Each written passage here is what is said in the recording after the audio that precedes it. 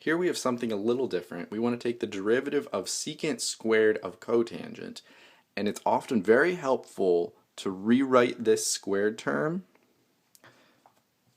as a quantity squared term, like this. And the reason they do this in the textbook, I guess, is to save print space, but it's often very confusing as to what this squared is applied to. It's applied to the entire quantity here. And now this looks very much like a normal chain rule. If I was just applying the chain rule, I would bring this 2 down, copy the inside, and subtract 1. So that's what I'm going to do. I'm going to bring the 2 down. I'm going to write whatever's on the inside exactly as it was, and then I'll subtract 1 from the power. But since it's a chain rule, I need to multiply by the derivative of the inside.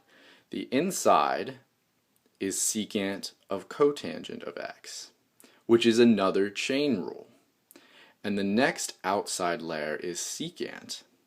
And the derivative of secant, and I'm multiplying all the way down, the derivative of secant is secant of whatever's on the inside times tangent of whatever's on the inside. Going off the page. But I still have one more piece to do. I did the most outside, the squared term, and then I did the secant term, and now I need to do the cotangent term.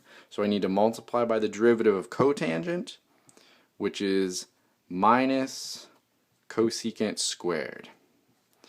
And if that wasn't just x, I'd have to multiply by whatever the derivative of that inside was, but here, since it's just x, the derivative of x is 1, so I can multiply by 1.